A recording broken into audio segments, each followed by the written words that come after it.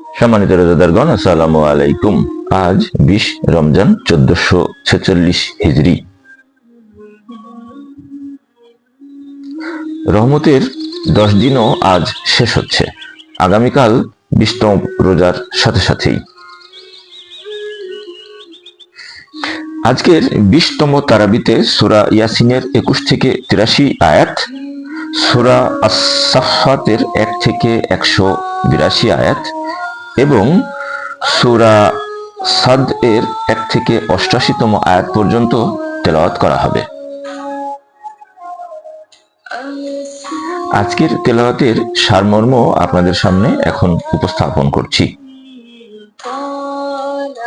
প্রথমেই সূরা ইয়াসিনের 21 থেকে 83তম আয়াতে যে সমস্ত বিষয়গুলি আলোচনার মধ্যে রয়েছে তা হলো, অতীতে অনেক রসুলগণকে প্রত্যাখ্যান করা হয়েছে এবং অনেক রসুলকে হত্যাও করা হয়েছে। আল্লাহর অনুগ্রহ এবং মানুষের অকৃতজ্ঞতা সম্পর্কে এই আয়াতগুলিতে আলোচনা করা হয়েছে। আল্লাহ যেভাবে চাঁদ ও সূর্যের কক্ষপথ ও অক্ষপথ নির্মাণ করেছেন এবং কিয়ামত ঘটবে একটি প্রচন্ড শব্দে সে সম্পর্কে বলা হয়েছে। আরো বলা হয়েছে, সিংহাই দ্বিতীয় ফুৎকারের সঙ্গে সঙ্গে মানুষ পুনরুত্থিত হবে, মানুষ ন্যায় বিচার পাবে, ভালো লোক ও পাপীদের আলাদা করা হবে, শয়তানের ব্যাপারে আগেই সতর্ক করা হয়েছে এবং পাপীদের অঙ্গ প্রত্যঙ্গ তার বিরুদ্ধে সাক্ষ্য দেবে। আরো বলা হয়েছে, কোরআন সুস্পষ্ট উপদেশ ও সতর্ক বার্তা। আল্লাহর অনুগ্রহের বিপরীতে মানুষের শিরক, আল্লাহ অবশ্যই মানুষকে আবার সৃষ্টি ও বিচার করবেন। এখন আমরা জানবো সূরা আস-সাফফাতের 182তম আয়াত পর্যন্ত কি কি বিষয়ে আলোকপাত করা হয়েছে সে সম্পর্কে। তাওহীদ, রিসালাত ও আখিরাতে মানুষের অস্বীকৃতি এবং তাদের দুরবস্থা,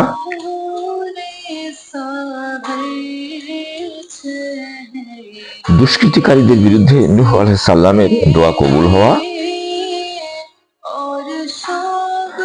পূজারীদের বিরুদ্ধে ইব্রাহিম আলাইহিস সালামের যুক্তি, তার অগ্নি পরীক্ষা, পুত্র কুরবানির স্বপ্ন, পশু কুরবানির সূচনা সম্পর্কে এই আয়াতে আলোচনা করা হয়েছে।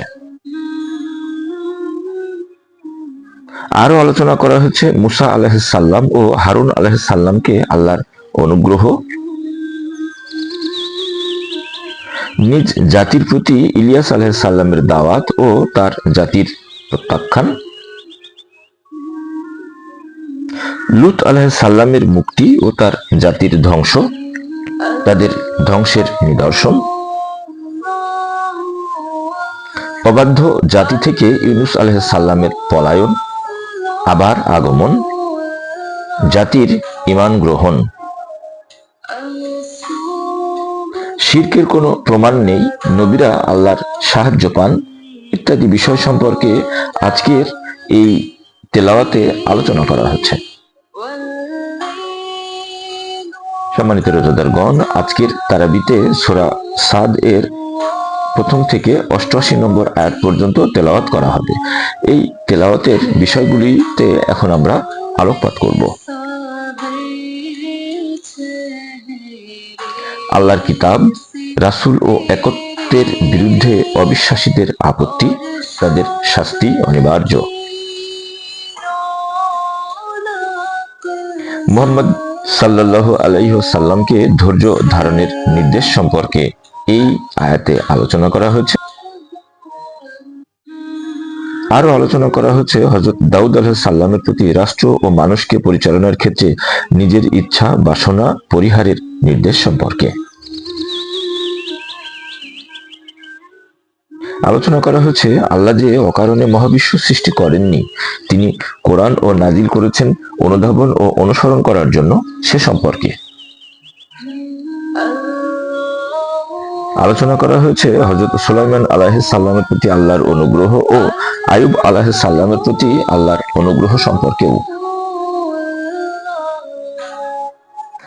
ইব্রাহিম আলাইহিস সালাম, ইসহাক আলাইহিস সালাম, ইয়াকুব আলাইহিস সালাম, ইসমাঈল আলাইহিস সালাম, ইউসা আলাইহিস সালাম ও জুলকিফল আলাইহিস সালামের প্রতি আল্লাহর অনুগ্রহ সম্পর্কেও আলোচনা করা হয়েছে। মুত্তাকি ও বিদ্রোহীদের পরিণতি সম্পর্কেও আলোকপাত করা হয়েছে। ইবলিসের শত্রুতার সূচনা ও ইতিহাস সম্পর্কে বলা হয়েছে। শয়তানের অনুসারীরা তার সঙ্গেই জাহান্নামে যাবে, এই বিষয়টিও পরিষ্কার করা হয়েছে। প্রিয় রোজাদারগণ, আজ সূরা জুমারের প্রথম থেকে 31 নম্বর আয়াত পর্যন্ত তেলাওয়াত করা হবে।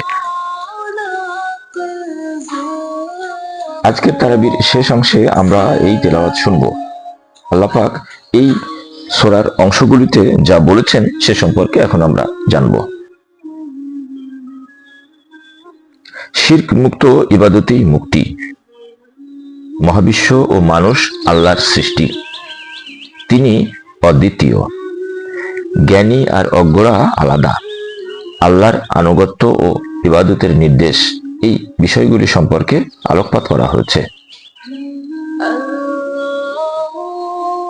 আল্লাহর অনুসারীরাই আল্লাহর প্রিয়, এ সম্পর্কে বিশেষভাবে আলোকপাত করা হয়েছে। আল্লাহ ইসলামের জন্য যার অন্তর উন্মুক্ত করেছেন তিনি আছেন আলোর পথে। কোরআন সর্বোত্তম বাণী। কোরআনই আল্লাহর পথের দিশারি। কোরআনে আছে সব উপদেশ। নবীরাও মরণশীল। সম্মানিত রোজাদারগণ, রমজানের আজকের তারাবির সারসংক্ষেপ এ পর্যন্তই। ইনশাআল্লাহ 21তম তারাবির সারসংক্ষেপ নিয়ে আবার আপনাদের সঙ্গে কথা হবে।